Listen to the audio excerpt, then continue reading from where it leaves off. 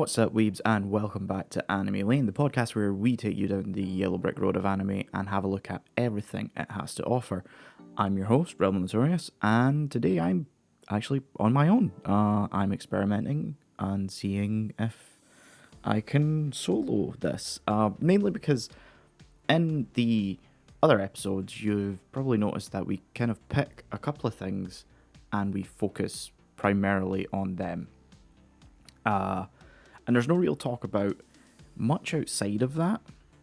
Maybe other than when I have like a comparison that I make, or I have some context or history to give the series that we're tackling in that episode. But other than that, we don't really talk about anime at large. Mainly because, for Shaun and Melina, that's not really their interest, and for me and Kelsey, we just choose to focus on what we're talking about. So I thought I wanted to try something on my own where I just spoke about anime. Not necessarily a specific one, just tackling anime. Which seems fairly obvious. This is Anime Lane and everything. So yeah, to start off, so I have a cup of coffee and some liquids for my throat. So if you hear me sipping in between sentences and stuff like that, it's just I'm hydrating. Most of that gets ignored when you have two other people or one other person talking alongside you and you have an opportunity to take a drink. So I'm just going to take a quick drink. So yeah, what have I been watching? What's been going on in the anime industry? Stuff like that. Well, Anime Matsuri was over the weekend, and I don't really know if I want to talk about this, but I've saw too much about it to kind of not at least acknowledge that it existed. So let me quickly pull up a bookmark thread on my Twitter here to kind of look at what happened over the last so for context, Anime actually takes place from Thursday to Sunday, over like the end of the July weekend, and as I'm recording this is like the 3rd of August, so it's literally just like freshly happened over the past weekend. So yeah, let's just kind of tackle this thread as it comes. So Anime Matsury's not got the best reputation from amongst most of the anime conventions, and especially not this year because it's attracted some questionable people, and it's mismanaged at the best of times as is anyway. So one of the primary guests was Vic. I don't know how to pronounce his last name, McNogna, who was a very popular English voice actor within the anime industry, known primarily for voicing people like Edward Kelrick in Fullmetal Alchemist, amongst a bunch of other ones. He was in Free, he was in Oran High School Host Club, he was Broly in Dragon Ball Z, the Broly movies, and Dragon Ball Super Broly. But after the premiere of Dragon Ball Super Broly, there was a bunch of allegations and accusations from people he's worked with, from people who met him at conventions, and these date back to way back, to the beginning of his career, and like the end of the 80s, beginning of the 90s. Now, he didn't really become within anime until I think probably the 90s. I don't really want to go check. I know he was in Street Fighter 2 5, but I don't know when that was dubbed. And because I don't really want to focus too much on this guy. But yeah, he was one of the main guests, one of the big guests. Excuse me, I don't want to burp into the microphone. And yeah,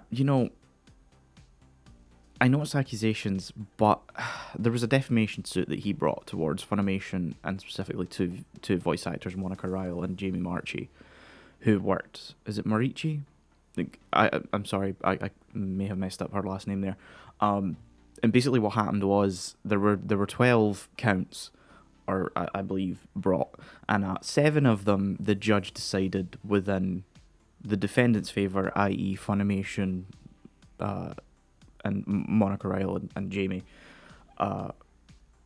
So, and then the other ones were withdrawn. So, it doesn't paint him in the best light. He's someone that the industry has pretty much forgotten about since 2019, because in the past 3 years he hasn't had no credits whatsoever to his name between animation, live action, which he also did, and video games. So, there's that. The CEO was one of their own guests, apparently, who runs the convention. There was also heavily right-wing YouTubers who accosted female cosplay attendees, to the point that one of them didn't want to come back for the final day, until other booth attendees, like people who were running booths at the convention, offered to be her bodyguards. So, that's not fantastic. And there was also a K-pop concert from Suitcatcher. No, Dreamcatcher, sorry. Suitcatcher was like just one of the tweet things here. Dreamcatcher, who was meant to have, I think, an hour and a half set or a 2-hour set, and it was like 40 minutes. There was meant to be like a photo opportunity with like individuals from the group, and that got cancelled and moved to like a group photo. And to apologise, there was meant to be gifts given to fans, and that didn't happen, though apparently the gifts are getting sent to them after the event. So that one, I'm not 100% sure what will be happening, if that'll go on. So it's just a bit of a shit show, really. This is also around the same time that Otaku was going on, and that was a far better convention from what I've seen, mainly just from like the announcements and stuff that have come out from it. Discotheque had a big panel there, and they announced a bunch of stuff that I might go over in a bit.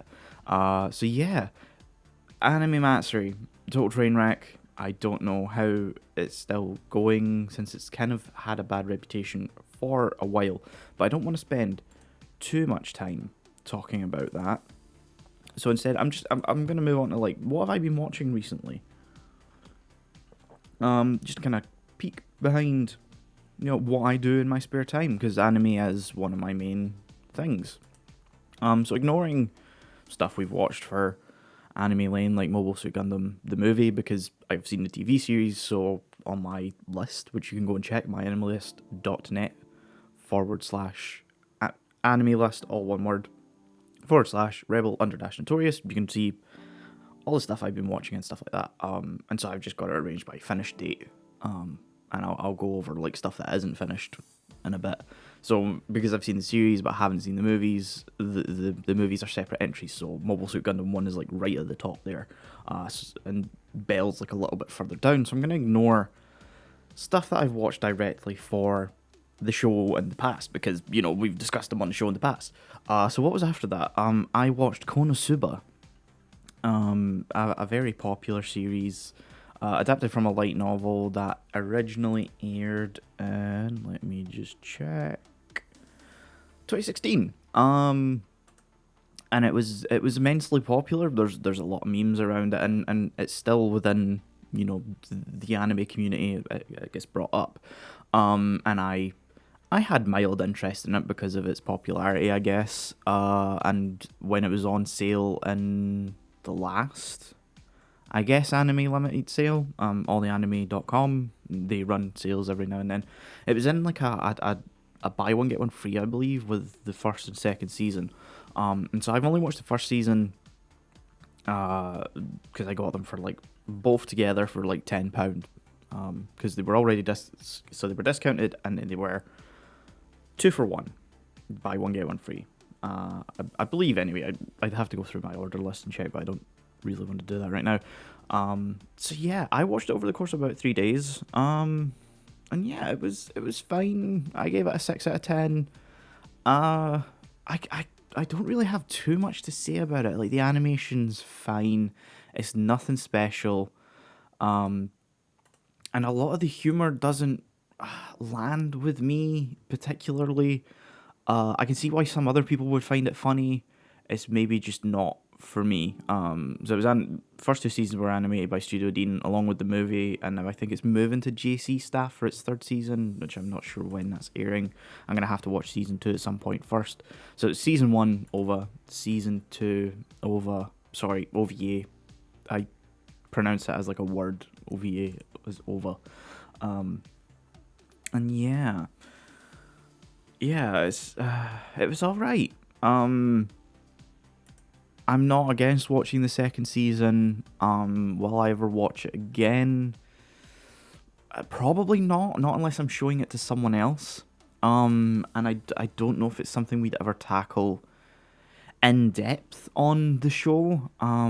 It's not something that I think fits, because I feel like there's a divide between myself and sorry, that's a weird framing of it. There's like a divide between stuff that I tackle with Kelsey and stuff that I tackle with Shaun and Melina. Like there's a clear distinction, mainly because obviously I know how our friendships work, as to, you know, what we would watch together and what we would discuss. And I think what I know people are more likely to enjoy, and like I'm not opposed to tackling stuff we dislike, because, you know, you have to watch things you don't like to more appreciate things that you do, and it helps you kind of build a better understanding of media in general if you can watch something you don't like and figure out why you don't like it, and it will then later help you with either things that you also dislike later down the line, or things that you do like. It will improve your media literacy. That was the term I was going for. But yeah, I don't think Konosuba really fits either kind of combination of people for the podcast. So yeah, like I said, some of the comedy's good, but a lot of it doesn't land with me particularly. I don't really like many of the characters, and like I understand that most of the characters are designed to be not very good people, and like I'm not against like bad characters being on the bad side being enjoyable to watch.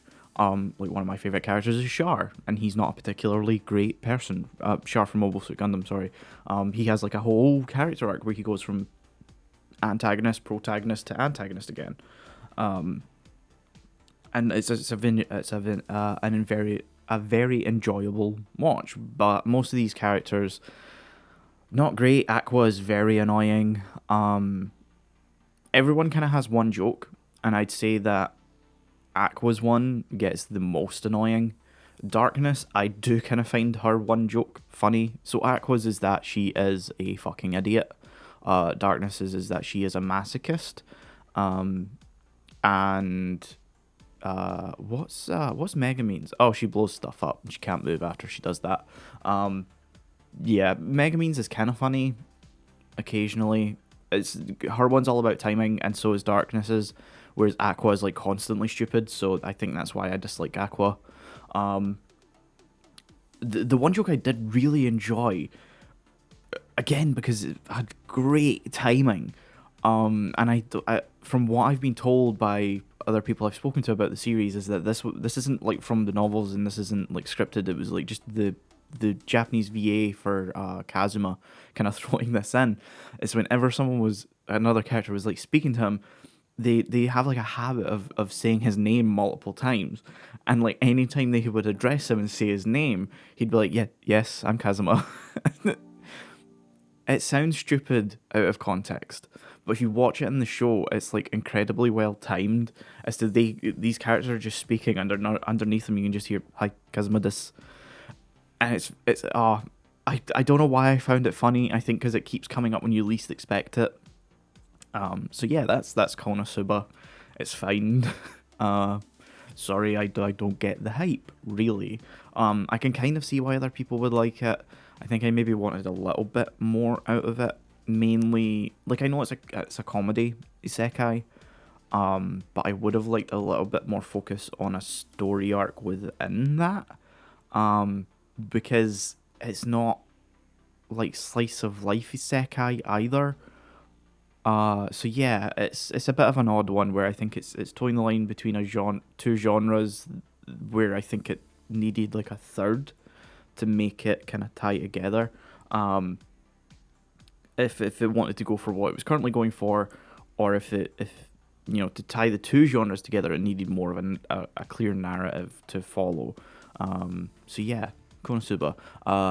Dan Machi is back. That is it wrong to try to pick up girls in a dungeon? That's back for its fourth season. This one's yeah, I was very excited for this one to come back. I really like Dan Machi, and I've enjoyed what I've seen of season 4 so far, which is to say the recap of season 1 through 3, and the first two episodes.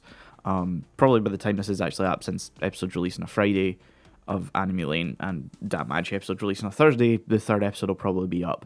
But yeah, no, I'm enjoying this. I'm interested to see where this season goes. They're going further down into the dungeon than they've ever been before, which is actually a nice change of pace since season 2 and 3 kind of didn't deal with the dungeon too much. It is featured a little bit more in season 3, but it's not like a primary focus, and they're kind of going in and out of the dungeon more so than they are exploring the dungeon. Kind of trying to go over it, I think, a little bit without too many spoilers. But yeah, is it wrong to try to pick up girls in a dungeon, otherwise known as Dan Machi? Yeah, very good kind of fantasy show. This was one of my first ever seasonal pickups, and I picked it way back up in 2014 when the first season was airing, and I watched it like week to week, would sit there, because this was back in the time where like Crunchyroll would put the page up before the episode launched, and you'd sit there with like a countdown, counting down how long it had left until the episode premiered. And so I remember sitting there so many days with like an hour or something, just waiting for it to tick down with like while I did other things, and then I'd watch it as soon as the episode went up in the service, like right away. And then it disappeared for a couple of years, and didn't come back until I think, was it 2018? I think. I think season 2 was 2018, season 3 was 2019. No, that doesn't feel right. Hold on, I'll double check this. I'm going to double check this while I'm talking. Because yeah, it did disappear for a while. I know that it was like 2014, and then like a couple of years went by. Wow, that was longer than I thought. So the first season aired in 2014 to, I think, 2015. Again, I'll quickly double check that. Yeah, no, okay, so season 1 was purely 2015. I thought it started in 2014, but that's neither here nor there. So it first started in 2015, sorry. And then season 2 didn't air until 2019, I feel 4 years later. That's insane. I knew it was a long wait. I didn't realize it was that long, because that then beats out Attack on Titan, I think. Because I believe Attack on Titan, if I quickly check, season 1 aired in 2012, or 2013, and then I think it was only like a 3-year wait for season 2 of Attack on Titan.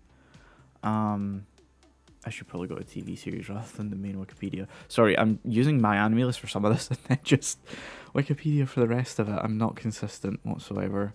So yeah, Attack on Titan season 1 was 2013, and then season 2 was 2017. So same length of time went by. Okay, not as bad as I thought it was. So yeah, season 2 didn't come out until 2019, and then season 3 I think just followed it later in 2020. October to December 2020, and so we've kind of had a bit of a wait for season 4. But I think at that point we were waiting for like the light novels to kind of get a little bit ahead. And I think we'll probably have, from what I've been told anyway, from people who have read the books, from one of the Discord servers I'm in, once this season finishes, we'll like pretty much be caught up to where the novels currently are, and so we'll have to wait. It's a bit like Sword Art Online at the moment, where we're kind of in limbo until for Sword Art Online until it actually finishes, since it's in its final story arc in the novels.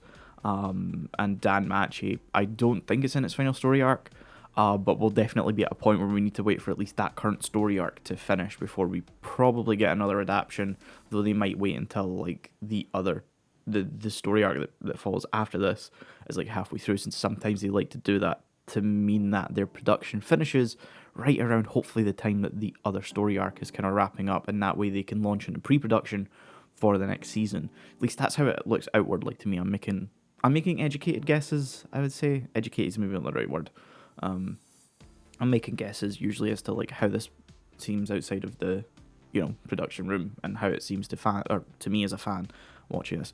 The upside is that I'm caught up with Sword Art Online, and so I'm just kind of waiting until I think it's September. I could be wrong that the next volume's out. Volume 25, I think we're currently on. I'll come to that in a second, because I do have my manga list open as well, which is a separate entry. So yeah, that's fun, having something that I'm actually like invested in back on for a seasonal show. I haven't picked up anything else yet. I just haven't had time in between like kind of scheduling and stuff like that for the podcast to sit down and watch anything else. Mainly because when I did decide, yeah, I think I'm ready to pick up some seasonal shows this season, we kind of kicked back up from our little break from the podcasts into planning and then going into recording. So, and then obviously work and real life stuff got in the way. So I haven't picked up anything else. I am looking at Tokyo Mew Mew New, which is hard to say actually out loud. I haven't seen original Tokyo Mew Mew. Mainly, I don't think it's available anywhere currently. I don't know if it was like, I know the first half of the series was dubbed, and then everything else afterwards, I know at least got fan subbed. Whether it got officially released, I don't know. So I'd need to look into that if I wanted to watch the original. But yeah, I'm interested in the new adaptation. It's being well received by fans. So yeah, it's not something I'd typically watch. So I think that's why I'm kind of interested in it. There's a lot of stuff on High Dive this season actually, which is where Danmachi is. It used to be on Crunchyroll as well, but now because of the Sony Crunchyroll Funimation merger into one massive company, High Dive's taking everything onto, Sentai are taking everything onto their service, High Dive. So there's a lot more kind of High Dive exclusives this season. Normally there would be like one or two at most, and it wouldn't be like mega popular titles like Danmachi or Tokyo Mew Mew. It would be like maybe like a hidden gem, kind of the best way to describe it. And then normally I'd kind of wait for that to come out in Blu-ray, just because like if I was interested in it, just because like High Dive's not the best service. This is the thing. As much as I have my thoughts on the whole Crunchyroll thing, and I understand why other companies are kind of going more for exclusive onto their services, which is to say High Dive. Netflix is sort of there. They're a whole other beast that I'd have to tackle in a different topic. Prime is totally Amazon with their Prime service has totally exited the anime game, thankfully. Disney's kind of trying to butt in. Again, I have my thoughts on that. I don't really want to discuss it here. At the moment, mainly because it's its whole thing. Star Wars Visions didn't set it up particularly fantastically as an anime platform, since it's still missing like proper subtitles for the Japanese audio, so you can only really watch that with like full subtitle for the deaf and hard of hearing, or closed captions if you're American, which means full sound effects, reader names, and it's primarily based on the English dub, since that's what it's targeted to be watched with. So it's not the ideal one. High Dive doesn't have the best. High Dive doesn't have like the best app or navigational experience anywhere. And their subtitles are hit or miss. Mainly in that like Crunchyroll is fine in that they hard code the subtitles onto the video if you're watching them on pretty much any device, so you're getting like a consistent experience.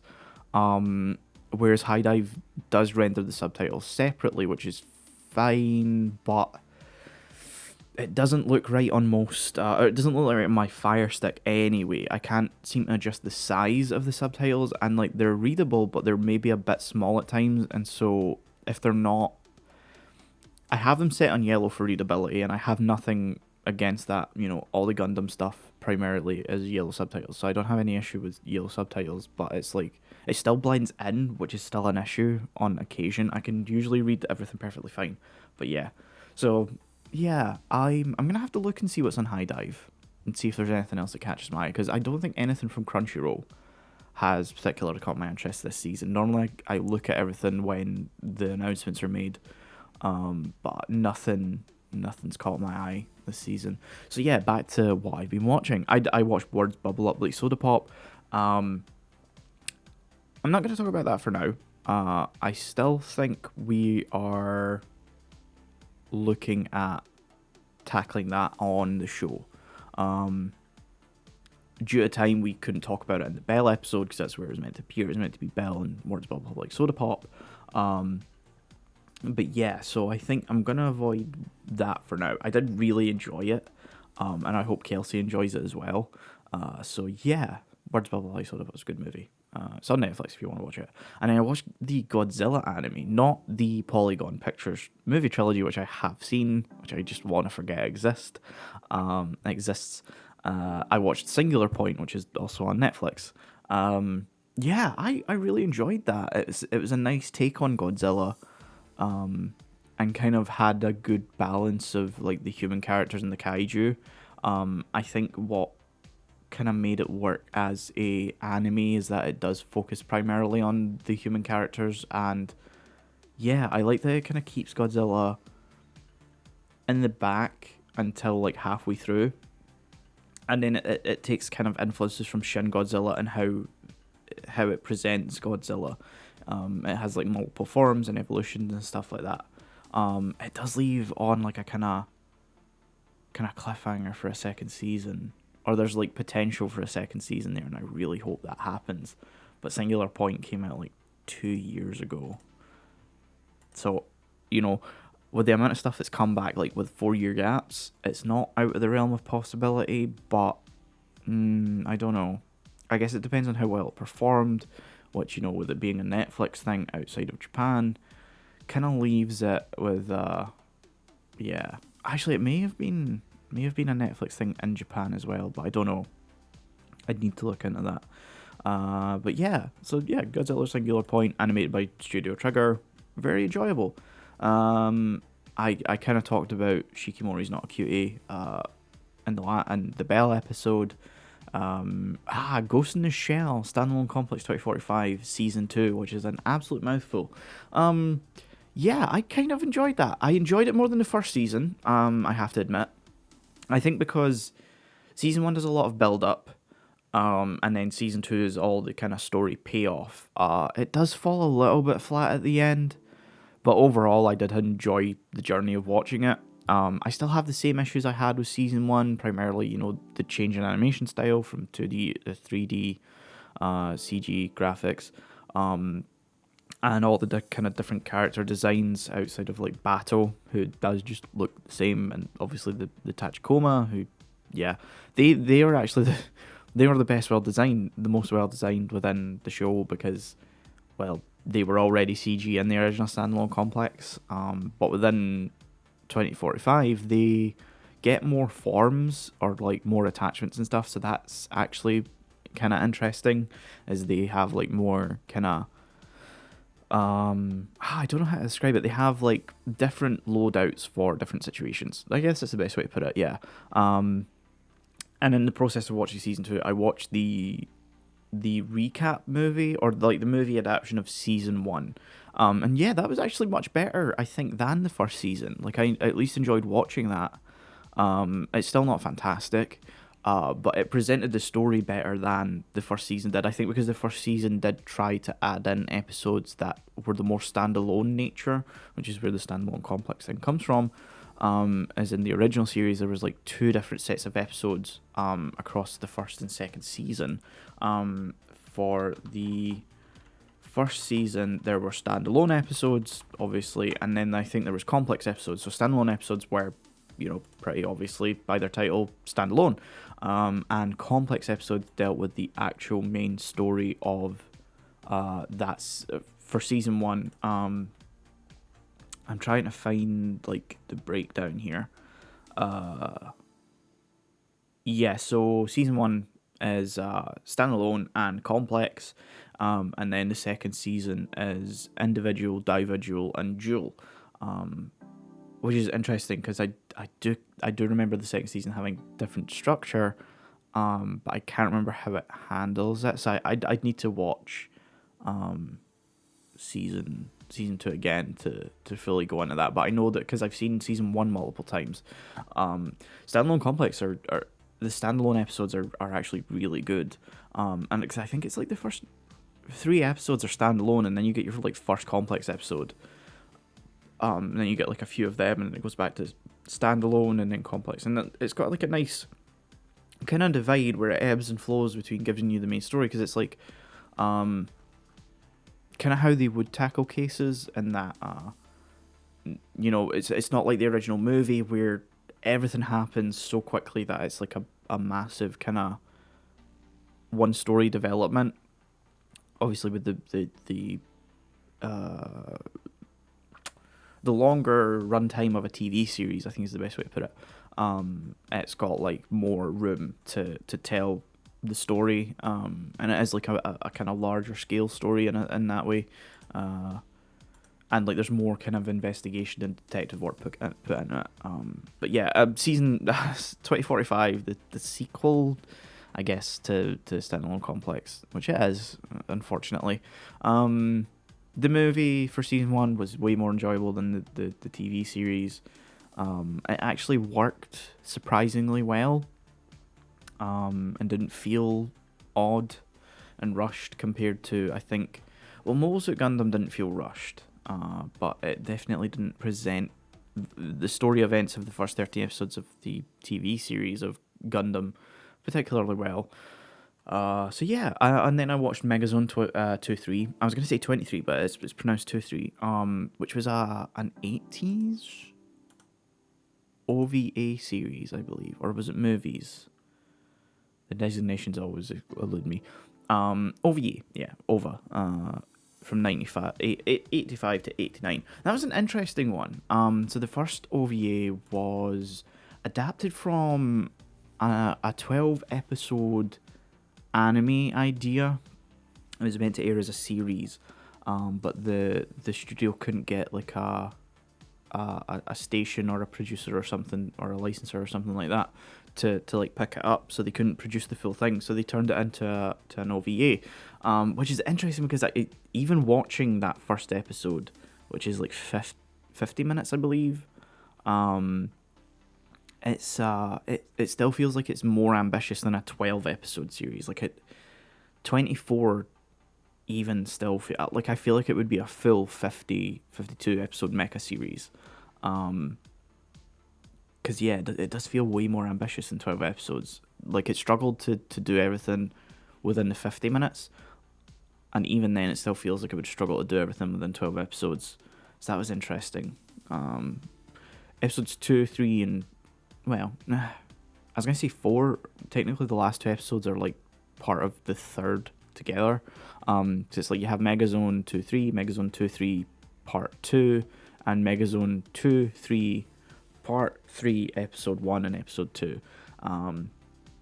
Episode 2 is like pure just kind of action, which is very fun and enjoyable to watch.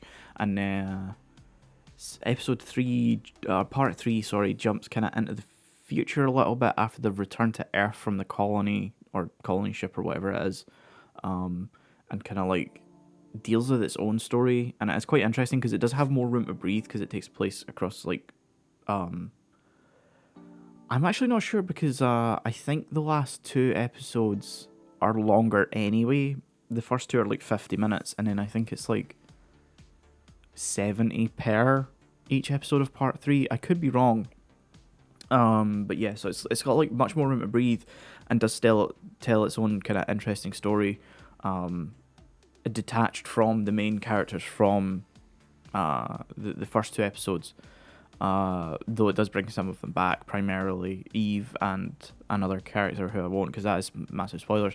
So yeah, Megazone 2-3 was interesting. I'm glad I watched it.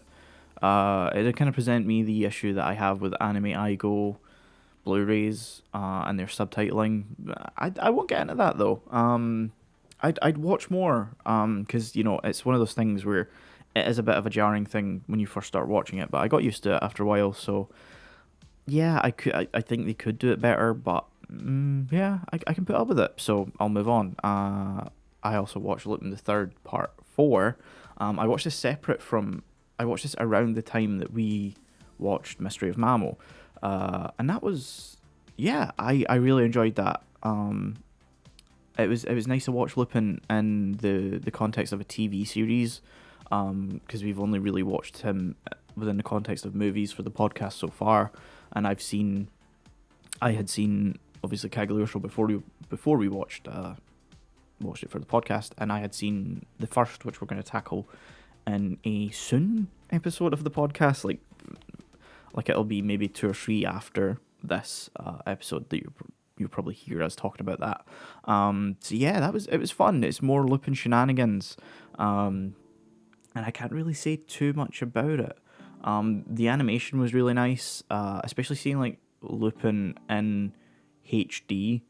Because I had seen Woman Called Fujiko Mine, but that's like a very different aesthetic and stylistic beast than any other Lupin I had seen before. And so most of the stuff I'd seen outside of the first, which is obviously 3D CG, is primarily from its kind of earlier years, when it was, cell animation, which, is presented in HD now because of, modern technology and stuff like that. But it was nice to see like a HD production of Lupin, and like with its own art style and stuff like that. And it was, yeah, all the character designs were really nice, especially, is it Rebecca that's his wife in season 4? In part 4, sorry. Yeah, very fun. I'm sure we'll tackle it in depth in the podcast at some point. But yeah, this was actually what cemented me with like tackling the series with the dub. Because I was watching part 4 in the build up to us tackling Mystery of Mamo, or like before we had decided what we were going to be tackling in that episode of the podcast, because so little peek behind the curtain, we tackled Cagliostro in the first episode, which is like the pilot, because we hadn't cemented the format yet. We cemented the format going into episode 2, and so we knew we were going to tackle Mystery of Mamo. Sorry, I keep referring to it as Secret of Mamo, mainly because that was the title at one point, and I have my anime list right in front of me, and that's for some reason the title on there, even though it's more commonly referred to as Mystery of Mamo. So yeah, anyway, but there was like a big gap of time between the first episode and the second episode, and production time, but obviously when they came out, there was like the proper amount of time went past, because we knew what schedule we were wanting to have, and that was like a 2-week break in between each episode. Not a 2-week break, sorry, but we're going to be a fortnightly podcast, so we'd have one Friday being Anime Lane, we'd have one Friday being Nat, then Anime Lane, then Nat, and so on and so forth. And so I picked up Lupin the Third Part 4, because I had the dub Blu-ray, and so I was like, yeah, I'll give this a watch. I've been hankering for more Lupin before we got to Mystery of Mamo, mainly because I don't think Mystery of Mamo had arrived yet, because I had the movie on pre-order, and then eventually arrived and all that sort of stuff.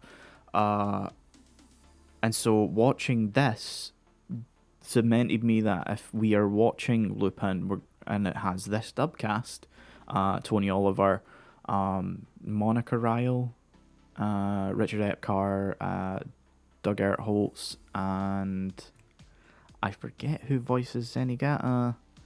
Not Zenigata, sorry, that's Doug Ertholtz. Goemon, I forget who voices him. I apologise. But if it had that voice cast, we'd be watching it. And other than Doug Ertholtz, Mystery of Mamo does have that voice cast. So we watched that dubbed, and we're pretty much going to watch it dubbed going forward, unless it's like the Funimation dub cast, which is no offense to those guys, I'm sure they did great work. I know that Monica Ryle comes back as Fujiko, but I'm there's too many people who I recognize from Dragon Ball in there, primarily Sonny Strait playing Lupin himself. I can't hear his voice and not hear Krillin. So yeah, we'll watch that in Japanese mainly because I do want an excuse to watch the Japanese cast every now and then, because I have I watched Fujiko, a woman called Fujiko Mine, and in Japanese, because that's kind of my default when I come to watch an anime. So yeah, going forward, that's yeah. So we'll be watching the first dubbed, which is nice because I watched that in Japanese the first time round. And I've just realised I haven't actually scored in the third part 4 on my anime list yet. So I'm gonna go ahead and give that an 8 out of 10. I think for and a 7 out of 10 for the kind of 2 bonus episodes.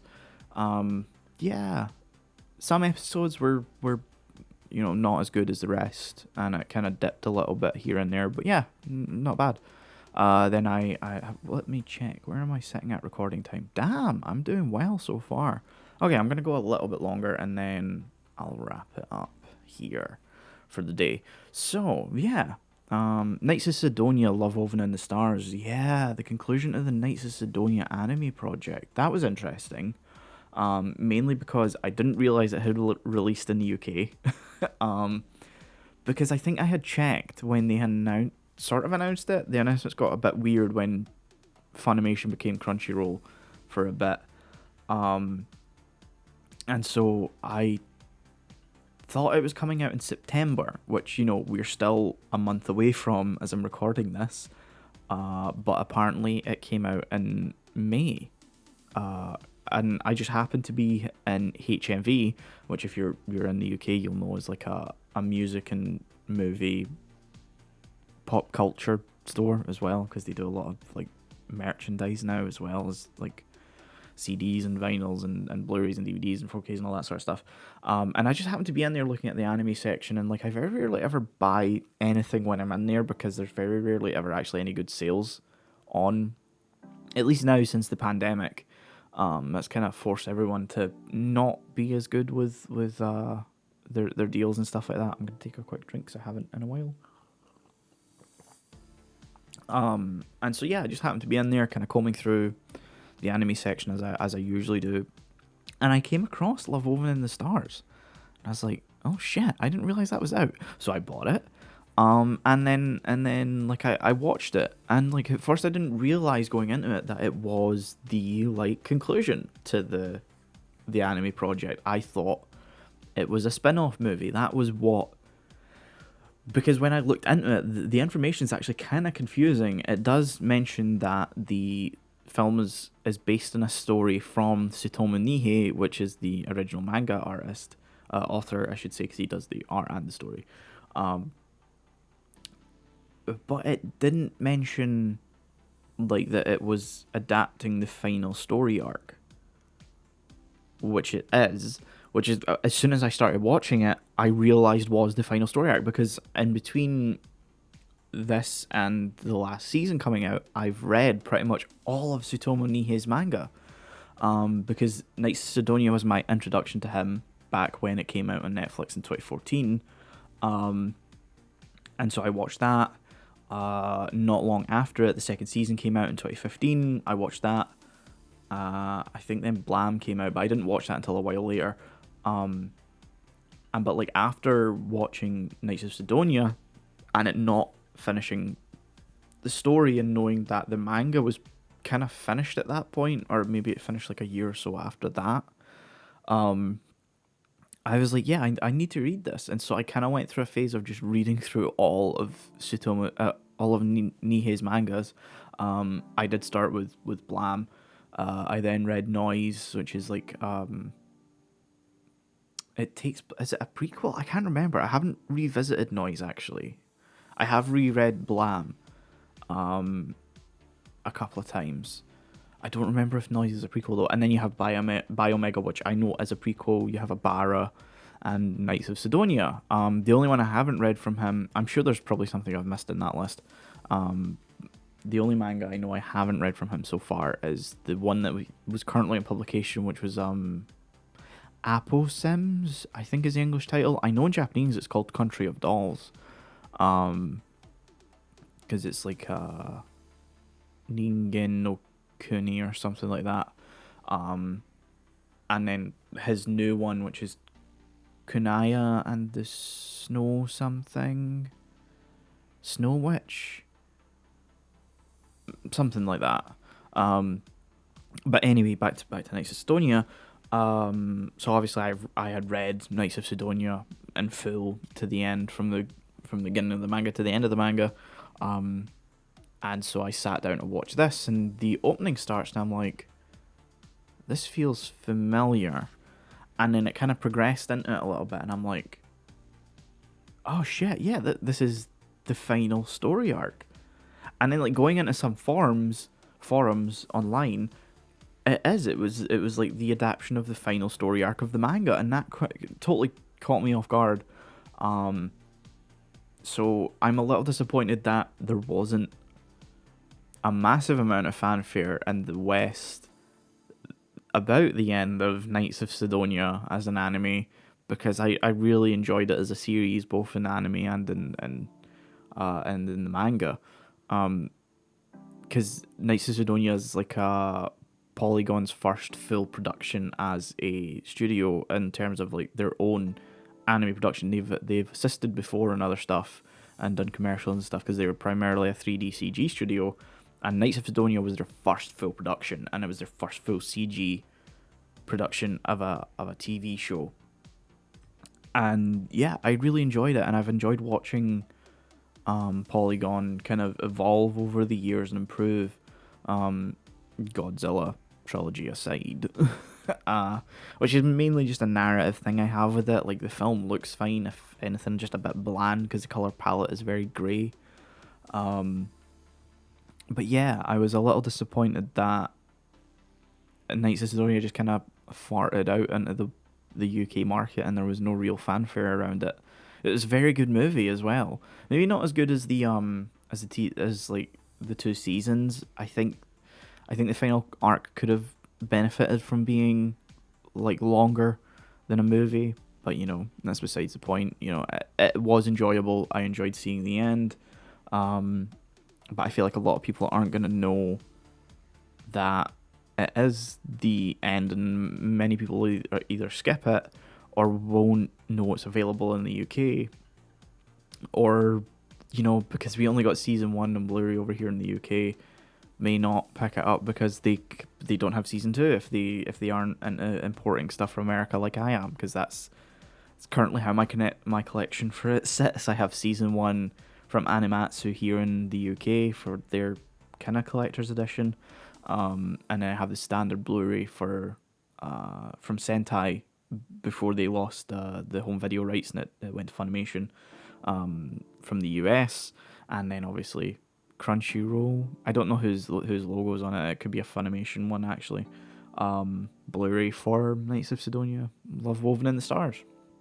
Yeah, a lot of series end up like that, actually, being an absolute disastrous mess over here. Danmachi being one of them. Season 1 was released by Animatsu in their kind of collector's limited edition double Blu-ray DVD format thing, which I have. Then the first season OVA, which is it wrong to find a hot springs? Is it wrong to expect a hot springs in the dungeon? Something like that. Didn't release over here, so I have that from Sentai over from the US. Then you had the movie Arrow of the Orion, which was released by Manga at the time, who became Funimation, who then became Crunchyroll, because it's a total mess. And then Sword Oratorio was MVM, and then for season 2 it was MVM that picked them up, and they released the OVAs for each season along with each season in the box set, thankfully. Which reminds me, I still need to pre-order season 3's collector's edition, because I have all of MVM's collector's editions of it. So yeah, I think with that I'm gonna draw it to a close, because if I go any further back, I'm actually going to get into my mad dash through what came out between 2020 and 2021, and that is a whole other episode that I could discuss those and my thoughts on those. So yeah, I've had a good recording time. So hopefully this has been an entertaining episode to listen to. I thought I'd experiment and see if I could, handle doing this on my own, because scheduling can get funny sometimes. And I don't want to just have to say, oh, there won't be an episode this week, or shuffle nap around to fill in a gap or something like that. So yeah, I think next time, if I do this again, which I probably will, I kind of enjoyed this format. It's nice to just kind of talk about anime on my own, and a microphone, so I'm not as crazy. It helps me get my thoughts and stuff out and stuff.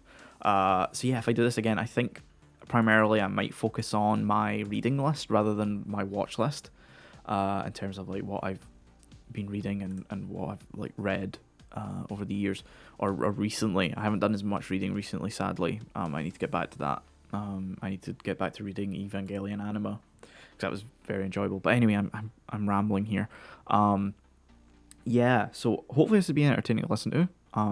If you did enjoy this, feel free to tweet us at AnimeLaneCast on Twitter, which you can go follow. Link is in the description of the episode. Or you can follow me on Twitter, and tweet me there, Rebel_Notorious. And yeah, I think that's kind of it for the episode. Like I said, if I do this again, which I might do, because of scheduling and stuff with mainly with Kelsey and stuff like that. We have a kind of consistent thing going on with me, Melina, and Shaun, mainly because we record for Nat at least once a month, and get episodes out, and we always do an Anime Lane whenever we're doing a recording session. That means we at least have one episode a month for Anime Lane. And so I think going forward, just if there's scheduling things with Kelsey, I will record solo episodes here and there. So you'll probably be hearing me on my own more often, and I hope that this is entertaining. This is my first time doing it, so hopefully I'll improve as I go along, because I know that between the pilot and the main episodes, and as episodes have gone on, we've kind of improved our presentation skills and our hosting skills as the podcast has gone on. So before I ramble for the next 6 minutes to take us over an hour long, yeah, thank you for listening. Like I said, you'll probably be hearing me like this in the future, and next time I'll either go through my mad dash attempt to watch a bunch of stuff that came out between 2020 and 2021. I want to catch up on, Jujutsu Kaisen, Rent a Girlfriend, what else? Rent a Girlfriend, Jujutsu Kaisen, Uzaki-chan, Mushoku Tensei, One Direct Priority.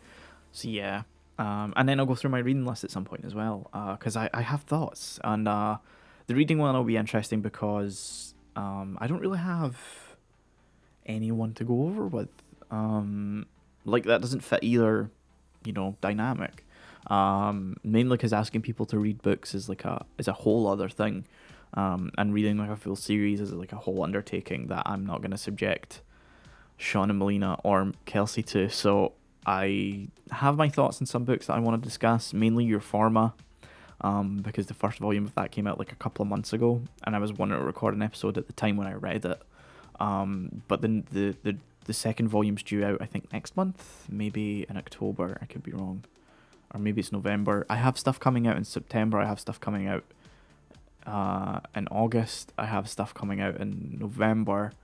It's a whole mess. But yeah, so I'll probably do a reading episode where I go over Sword Art Online, Your Forma, Evangelion, Anima, 86, because I really want to talk about 86. But yeah, anyway, again, I'm rambling. So yeah, there's probably more to come from me on my own as I kind of tackle things that don't really fit the other dynamic. So yeah, thanks for listening, and hopefully you'll tune in for the next one. Bye.